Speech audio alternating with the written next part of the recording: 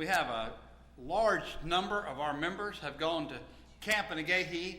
You know, brother, when we were setting this up, we should have considered that tonight most of our junior and high school students would be gone and would not be here for your lesson on gadgets. So that's, yeah.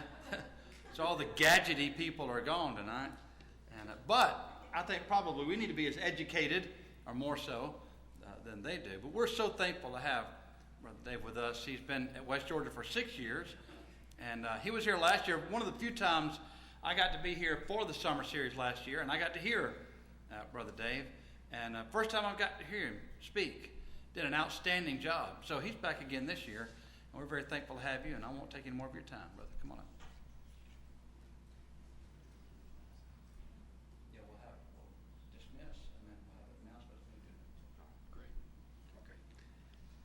It is wonderful to be with you tonight.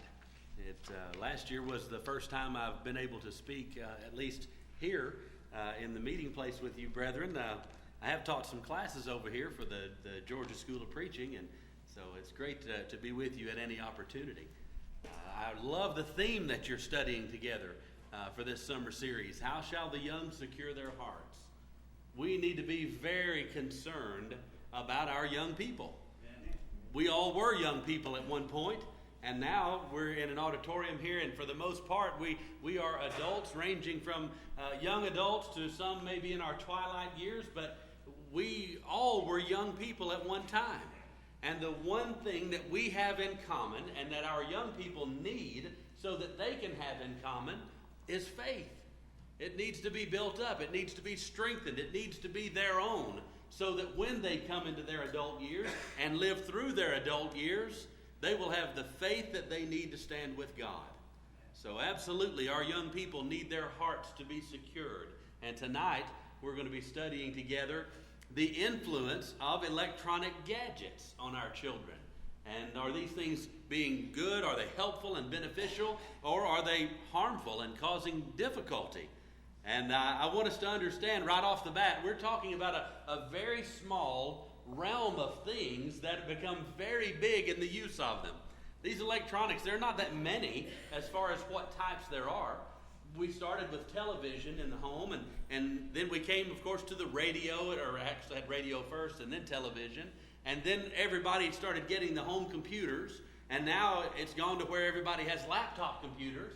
And then we wanted to make it smaller and more portable, so we took the phone we had that we could dial and call people and started turning them into computers so that we can have a phone that will do just about anything we could imagine. And then the screen was small for some of us, so we started making tablets, and now we've just got a wide array of these things. Besides the video games made by several different companies that kids have at home. So we're going to, in a broad way, be touching on all of these things. But in some more specific ways, we're going to look at the ones that are more portable and that we have with us all the time, namely the phones and the tablets. So looking at this whole genre of electronic gadgets, we need to understand right up front that we're looking at something that is neither good nor evil. They're benign. You know, a gun has really been vilified in our country over the last few years, trying to say that guns are evil and guns are wicked, and we know that there's no such thing. You can lay a whole room full of guns down, put ammunition all around it, and if nobody touches them, nobody's ever going to get hurt. A gun is a tool.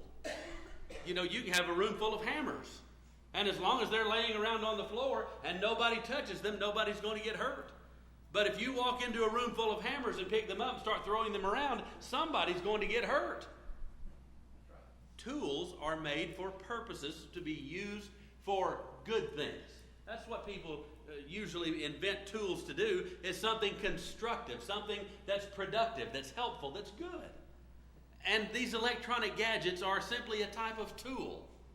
There is something that we need to be concerned about, though, when we start considering all of these electronics. And I realize that the young people are going to camp this week, and probably some of their parents even are at camp, but this is something we all need to learn about, and something that in Bible classes and sermons and certainly at home, that our young people need to be taught on a regular basis. They're dealing with these things daily. So how often do you think they need to be taught about these things? How regularly do they need to be instructed concerning the use of these tools? If they're going to use them daily as children, grow up to use them daily as adults, and use them probably throughout their whole life, they need to be taught. They need to understand that there are some principles that deal with these kinds of tools that are very important to us. One of the first things that we need to note with all of these electronics is the availability of things that come before our children. When we were children, some of us were children, we didn't have anything like that. The only way you got any information was to pick up a book. You might, if you came up during the television era, you might pick up some things off of information off of the television or hearing it on the radio. But the place you went to get information was a library. You go to the library and there were sections of books there. You research things, study things, read things for pleasure. It was all done in books. So it was a much more limited format. Today, if you want to find something out, you just pull up Google. You type in a question, you type in a word or two, and you start searching, and you think about, in your life as adults, those of you who use computers or phones or tablets, you think about the onslaught of information with just the typing in of a word or a phrase. All the things that come up, you're looking maybe for one particular thing, and yet it shows you on there that there are 10,000 results to this search that you just put in. And you have no idea what's going to be at the end of the next click. You hope it's going to be something good. You hope it's going to be productive. You hope it's going to be helpful to what you're doing, but you're never really sure. And even if you see something whose description, the brief description, looks good, when you click on it, you don't know what else somebody has attached to it. And so when you pull up that one thing you're searching for, there may be 20 things that pop up. Now, there are tools that you can put on your computer that help to stifle those pop-ups, that try to keep those things from happening, but they still happen. The information is still there, and it's wide open whether you are 90 years old or 9 years old.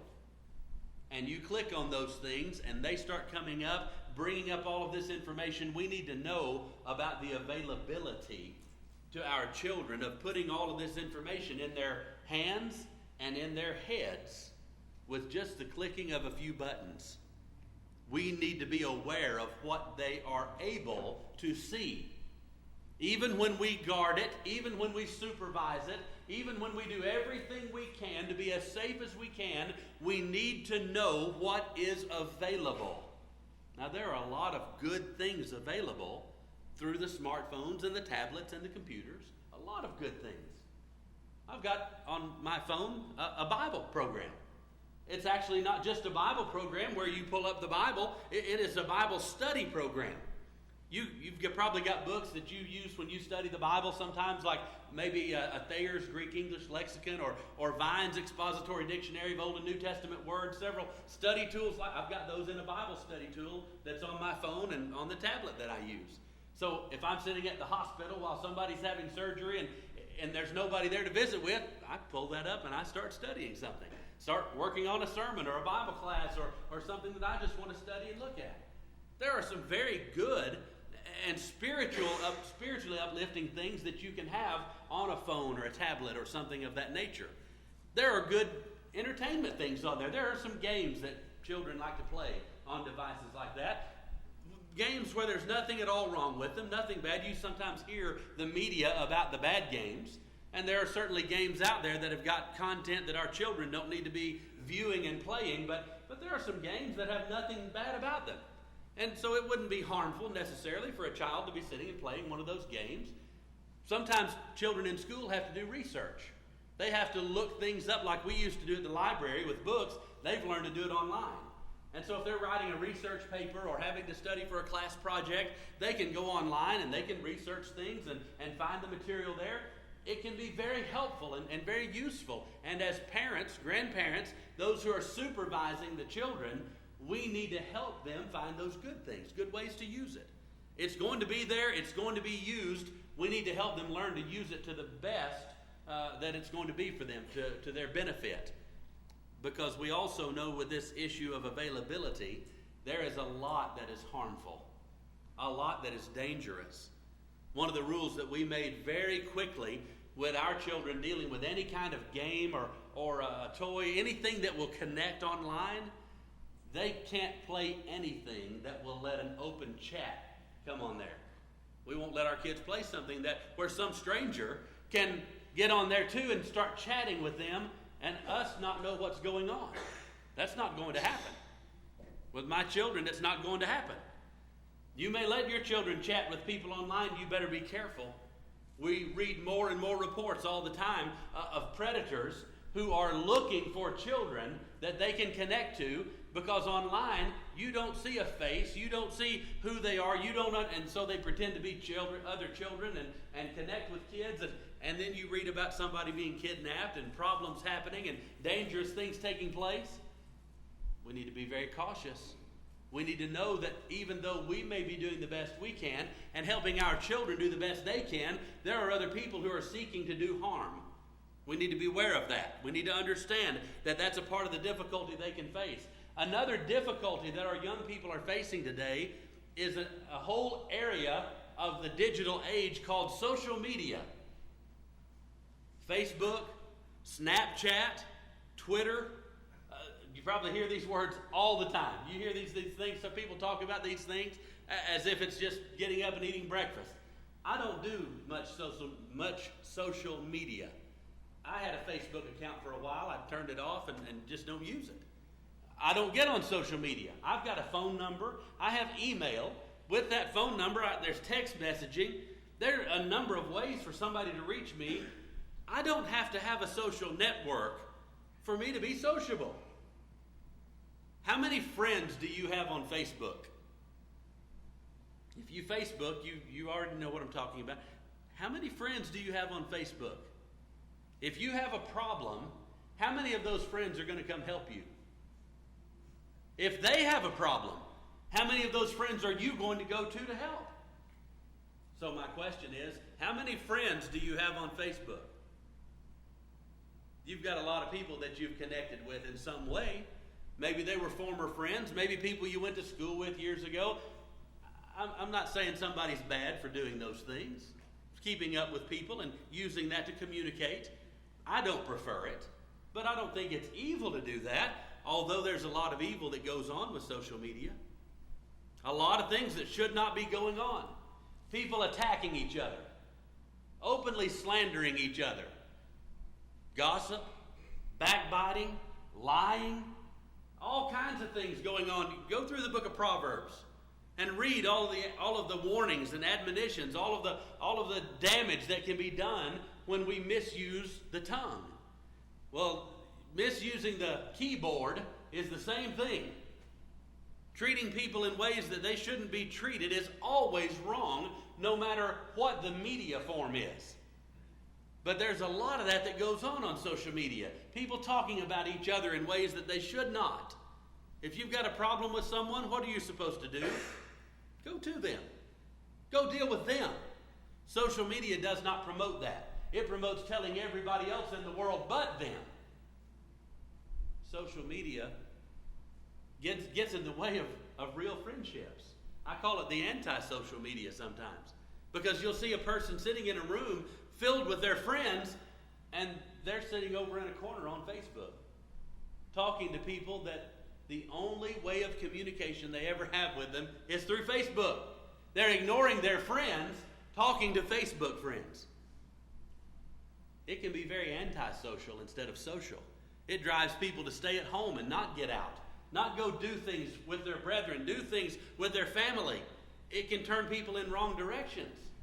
Social media can be used for good.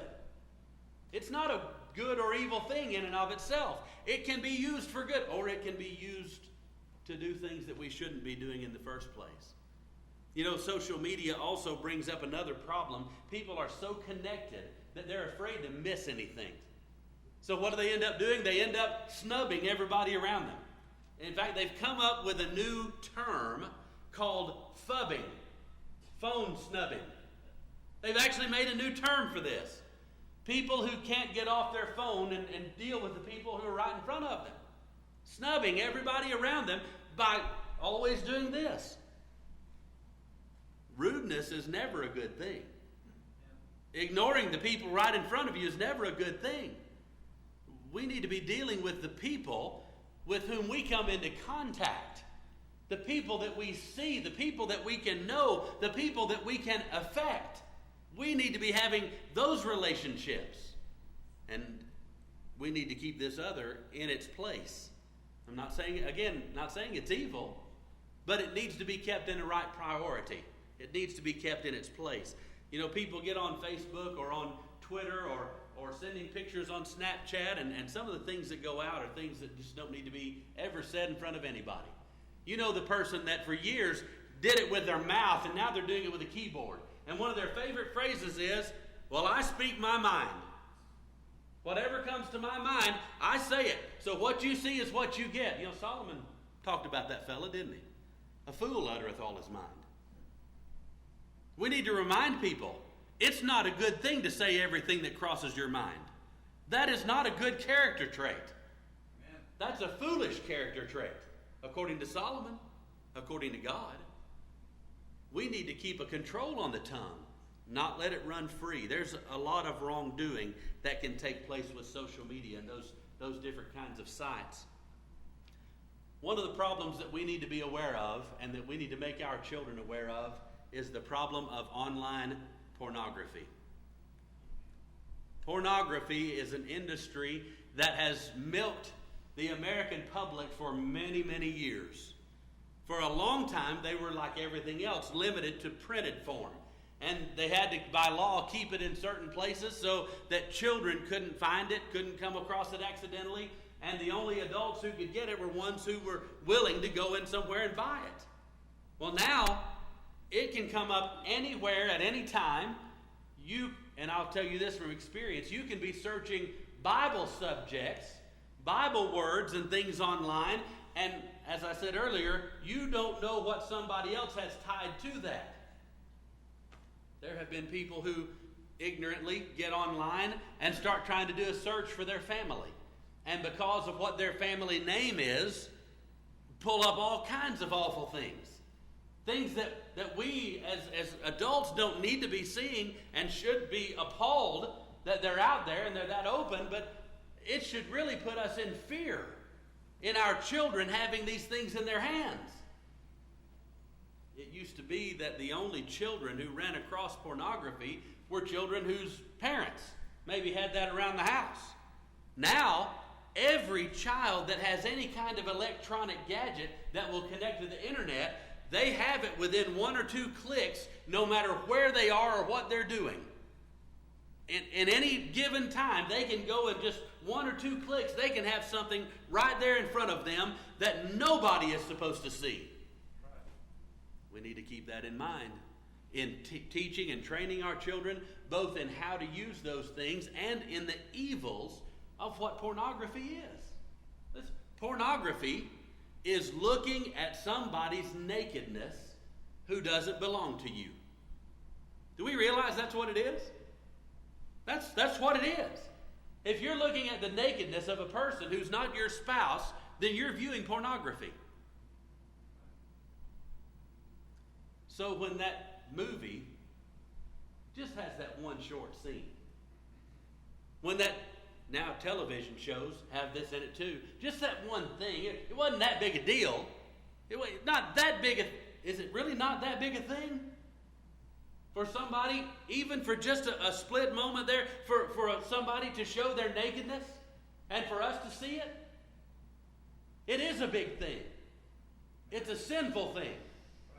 It's something we shouldn't be viewing, something we should do everything we can to stay away from. That means when we see the rating on a movie and we look it up on, because you can look it up online now and you can find out what words are found in that movie, if there's anything that's off color about it, anything that has a sexual connotation to it, you can see every bit of that laid out on several different websites. People do it as a service to others so that they don't accidentally take their families in to watch something and then be confronted with this kind of thing. With a little bit of diligence on our part, we can guard ourselves and protect ourselves from seeing these things. And instead of treating it flippantly, we need to treat it as what it is, a problem of sin. Now, we see it on a television screen or a movie screen, and we think, well, it wasn't that big a deal. It was just one quick thing. Would it be that big a deal if it was one quick thing with somebody standing out on the street? Would we view that the same? If somebody shows that on the television, what if we were driving down the road and somebody just did that on the side of the road? I would guess that for most of us, we'd treat that differently. We would think that was wrong for a person to be standing out on the side of the road revealing themselves as cars were passing by. But because it's on an entertainment screen, it's okay. It doesn't affect us the same way because it's a piece of a movie or a television show or part of a video game. We need to understand what it really is. The availability of information that is put out there affects us. It can affect us for the good, or it can affect us for the ill.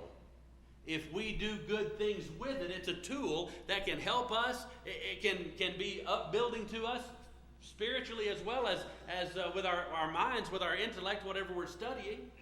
And if it's something that's not good for us, then it's always detrimental. It's always harmful. It is always hurtful to us.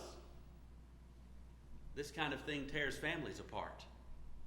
Husbands and wives who cannot abide with each other anymore, not because they're out running around with someone else, but because they are so locked in to the nakedness that they view online that they can't put it down. They can't let it go. People are divorcing. Children are running into problems that as they grow up, they're having to see counselors and having to work on these issues they're having because of what they're seeing. Do you know every one of these gadgets out there has a switch on it that we all need to be familiar with? It's called a power button. You can turn it off. From the television to the smartphone, if it's not worth seeing, if it's not good for you and beneficial to you, turn it off. Put it down. The information cannot just jump through the air and attack you. You have to let it into your life. And you have the power to turn it off. And not do harmful things with it. But besides the availability of these things, we want to talk about a couple of other issues that the electronic gadgets are causing. One of them is an issue of attention. Attention. The availability of information and all the things put in front of us get us glued into it so much that we fail to pay attention to anybody or anything around us. Now, there are at least two things that I want us to focus on as we think about the attention aspect. First is other people, and secondly is God. When we fail to pay attention to the people around us, we are committing a social and oftentimes a spiritual fallacy, a wrong. We're supposed to be looking at the people around us, looking for ways to help, looking for ways to serve, ultimately looking for ways to save. And we can't do any of that when we're glued to a screen. When you go out in public and you don't remember seeing anybody, speaking to anybody, noticing anybody, because everything we did was we were doing looking at a screen, then we're not paying attention and we're not giving the proper respect to anybody around us. How is a Christian going to exert a godly influence for anybody around them when they're glued to a screen? Even if what you're doing is good. I'm not saying that what you're doing is sinful or evil, but even if what you're doing is, if you're studying your Bible and you're so glued to that screen that everywhere you go, you can't put it down, you can't put it away, then you're never going to have interaction with anybody. And what good is all that Bible study going to do? Who's it going to benefit? Other than maybe just you personally. You have to interact with others. Jesus told his disciples, go into all the world and preach the gospel to every creature. Who was he talking about? Who were they supposed to be going and preaching to? Go and make disciples of all the nations, baptizing them in the name of the Father and of the Son and of the Holy Spirit, teaching them to observe all things whatsoever I have commanded you. Who? All the people around us. The people that we see every day. The neighbor who's working out in the yard. The mail person that drives by and drops your mail in your box. The checker at the grocery store. The person who's just walking down the street. People who need the gospel of Christ. This is never going to reach out with the gospel to anybody. We're doing a great disservice to the people around us when we live our lives glued to a screen. When we start thinking about this idea of attention, we need to consider the term respect. Because we live in a time when there are generations being raised up who have no idea what respect really means. They're not taught respect of their parents because their parents have never disciplined them, have never trained them, have never shown them what it means to respect another person. That begins in the home with mom and dad. If that doesn't begin there, then it's usually not going to begin. If a child grows up without discipline in their home, they may choose to be self-disciplined later in life, but it will be in spite of their parents instead of because of them. And it's the rare child that does that. Children raised without any discipline have no respect for anybody. And you can see it. You can see it just as plain as the nose on your face. When a child this big walks by and you say something to them and they either just flat ignore you, turn around and spit at you, or the answer you get has no respect in it whatsoever. I remember growing up. I remember being this big. And I remember that by the time I was this big, I knew better than to look at an adult and say, yeah. I still have most of my teeth. Because I learned that lesson before I was this big. Respect is very important. And when we teach our children that they don't have to look anybody in the face, talk to anybody, show any kind of attention to anybody, then what we're showing them is that we don't have respect for anybody either. And so it's okay for them to be the same way. How many times have you walked down the hall after Bible class or after the worship is over, and you got 15 kids lined up on a wall, each one with a device in their hand? Each one of them sitting there playing a game, doing something. Not talking to them, each other, much less speak to any adult that walks by. I want to walk by and kick the device out of every one of their hands. And tell them, look up at the people around you.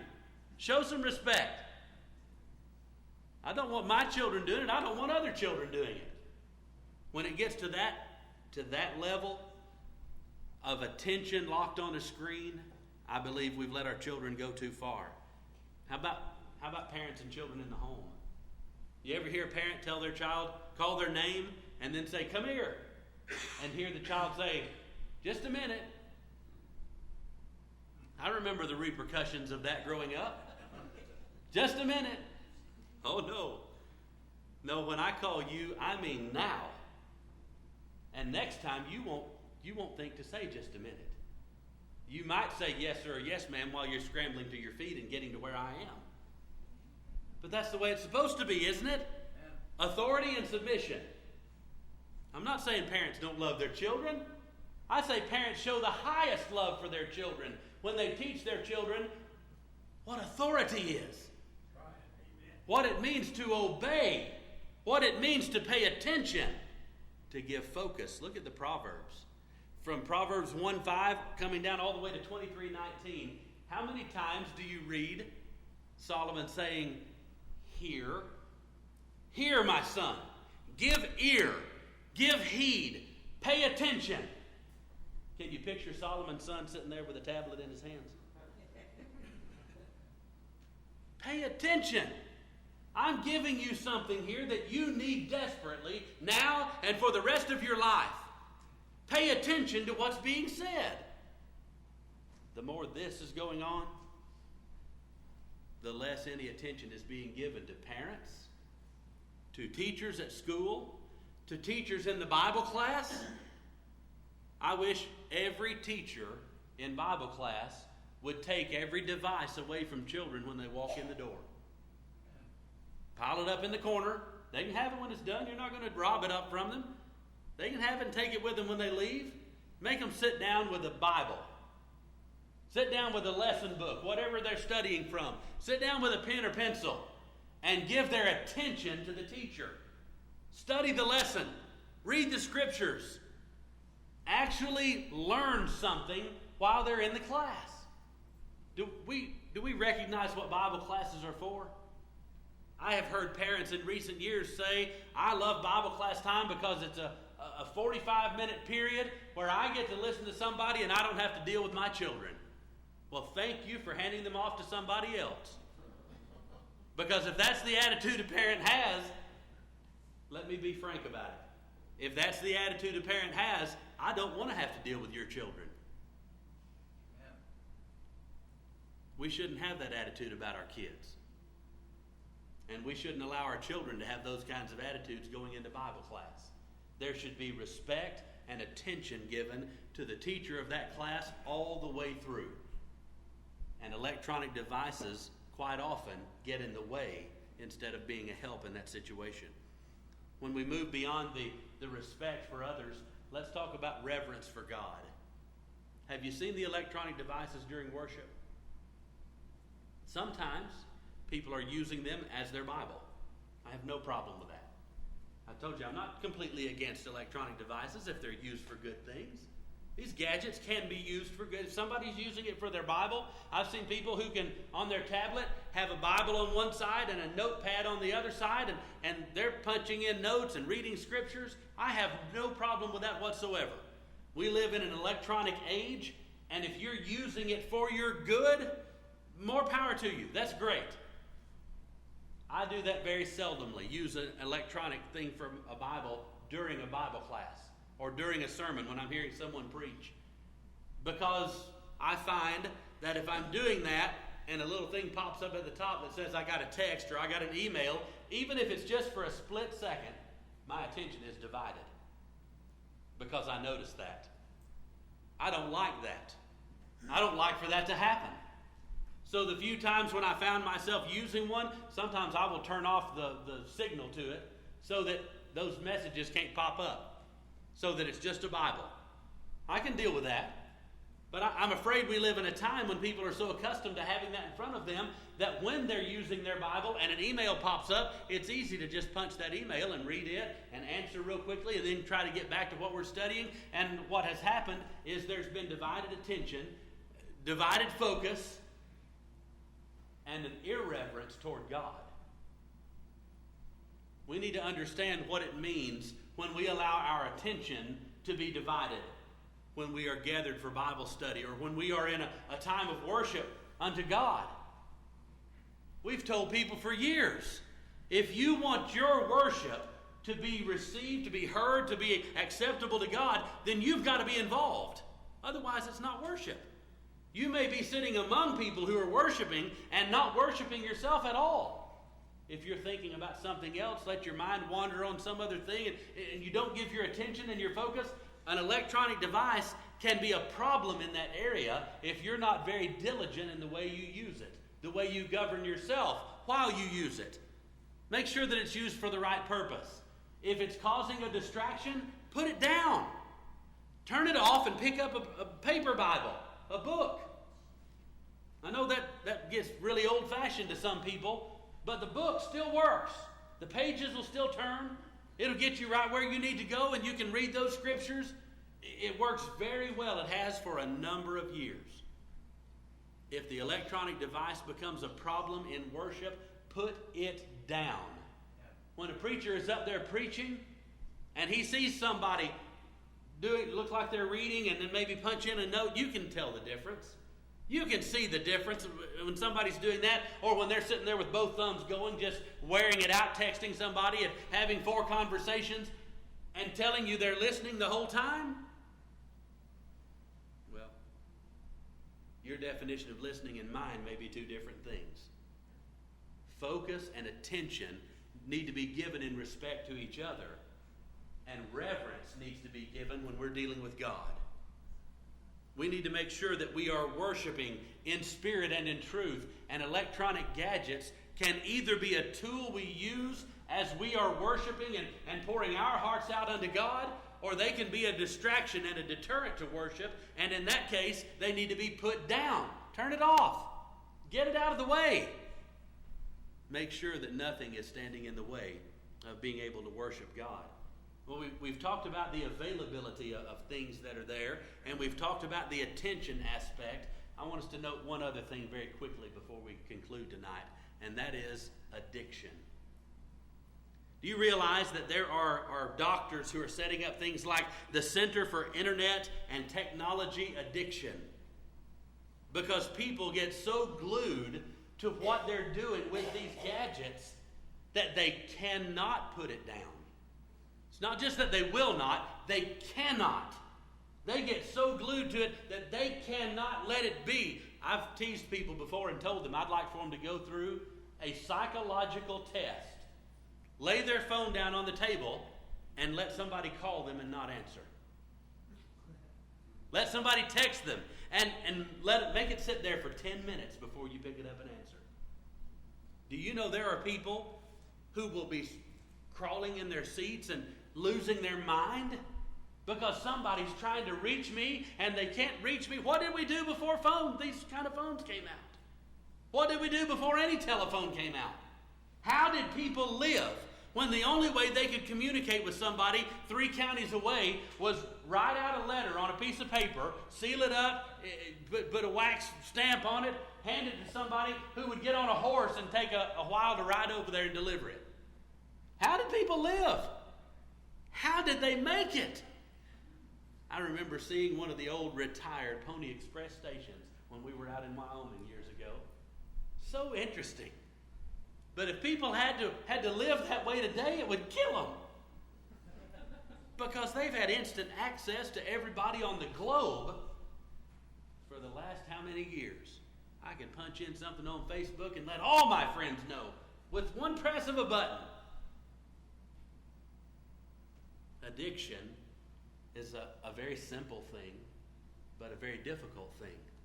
When we see somebody who's addicted to alcohol, we feel bad for them because we know what it's doing to their lives. We can see what it's doing to their health, to their family, to their job, to everybody around them.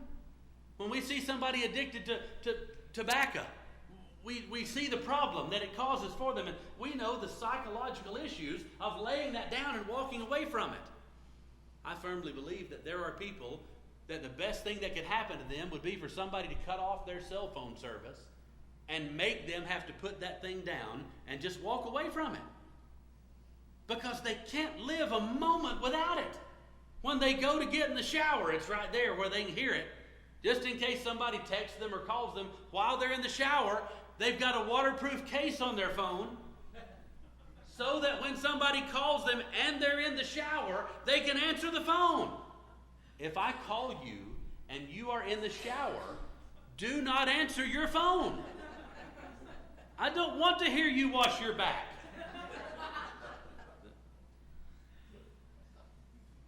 Can you go a few minutes without having that device handy? Without having it turned on? Without having it available? You watch somebody when their phone runs out and goes dead. They don't know what to do with themselves until they can plug that thing in, and they only leave it off until it has just enough power to come on again, and then they hover over it. They can't go anywhere because their phone's charging. Once it gets enough charge that they can make it to the next charging place, they'll unplug it and run for the next cord. Get in the car so they can plug it up again. Get to work where they can plug it up again. There's an addictive nature to this that we need to understand. It's causing a lot of problems. Husbands and wives are ignoring each other. It's causing marital problems, again, divorces and all kinds of difficulties. Parents and children, no relationship that they should have because all of them are addicted and can't get off their phones. It's causing problems for other people. How many of you get in a car and drive down the road and think, well, it'll just be a quick text? It will just be a quick, I won't look down. I'll punch a couple of keys and look up, punch a couple of, I was looking at some things online. Do you know how long it takes for a person to lose what's going on around them to the point that they can have an accident? If you have a really big sneeze, not one of those little girl things, but a really big one that comes from the depths of your soul. If you have one of those sneezes, enough time lapses when you are blinking with the sneeze and usually the watering of eyes that you can have an accident and kill yourself or somebody else because of that short lapse of time. About 3 seconds. About 3 seconds. How many keys can you look down, change? Your eyes have to change. Your eyes are moving on a focal plane. And when you're looking out here, they've moved out. When you pull something up right here, they have to move back in. It takes a second. The older you are, the longer it takes. How quickly can you take your eyes off the road, look down at your phone, draw focus, punch in 2 or 3 words, hit send, and look back up and let your eyes focus on the road again? You think you do that in 2 or 3 seconds. In reality, for most people, it's closer to 10. Closer to 10. And that's just for a little response like, on my way. Even if you've got your phone set where you can hit OMW and it'll immediately pop up, on my way. Closer to 10 seconds than 3. And 3 is long enough to kill you or somebody else. If you text while you drive, any officer that sees you should be able to charge you with the same crime as somebody who drinks and drives. They should be able to, because you are purposefully being negligent for everybody around you on the road. We need to understand what a problem this addiction is. I was watching some YouTube clips a while back. It was very hilarious to me because people were having trouble walking and texting.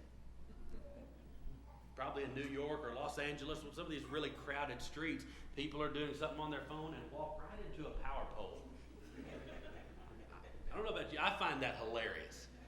To watch somebody hit so hard that their glasses fall off, they fall down on the ground, they look like somebody just punched them. Watched a guy walk right into the glass wall in the front of a bank. The door was about 4 feet to his right. He was walking and just boom, all over the front of it. That's funny. And probably very small injury level there, if they have any. When it's behind the wheel of the car, it's not so funny. When people are being injured and killed, it's not so funny. It's not America's Funniest Home Videos anymore. Now it's somebody going to bury a loved one because somebody couldn't stop looking at a screen. The addictive nature of these things affects more than just a few people. We need to be aware of it. We need to take care to know that our relationships with the people around us, our relationship with God, all the things that are so crucial and so important, these tools can be used for good in all of those areas. Or they can become problems that deter us from doing what we should, from being what we should, and end up causing us to be a danger to everyone around us. I hope we'll take this to heart and use it in our own lives. I hope we'll teach it to our young people and make sure that we are as safe as we can be, physically, emotionally, spiritually, and don't let these things get in the way. Amen. Thank you so much.